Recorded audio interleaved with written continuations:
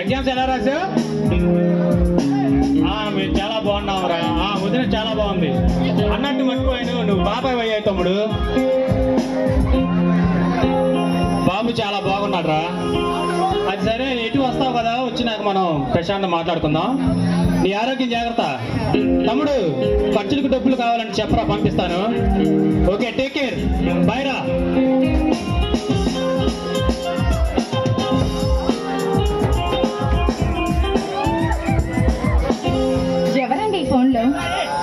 మన యోగేంద్ర మాధవి, అదే next month లో వస్తున్నాడంట.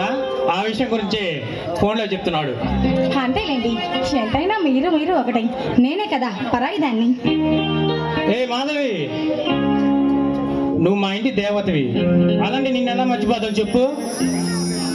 రాజాగారు, మీరు నాకు కాస్త దూరంగా ఉండాలి, ఎందుకంటే పక్కన బాబు నిద్రపోతున్నాడు.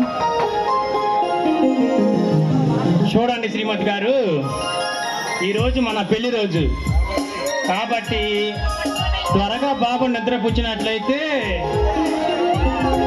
నిద్రపుచ్చితే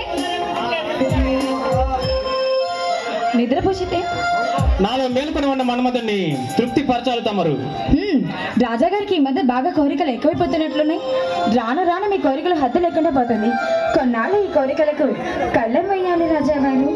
చూడు మాధవి, మన బాబుకు తోడుగా ఓ చిట్టి చెల్లెలు కావాలి కదా. అలానే మిమ్మల్ని అడిగారా? బాబుది తోడుగా చిట్టి చెల్లెలు కావాలి కదా, కొంచెం ఆలోచించు. కాబట్టి మనం త్వరగా ఆ ప్రాజెక్ట్ పూర్తి చేయాలి. పదమూడు లేట్ అవుతుంది.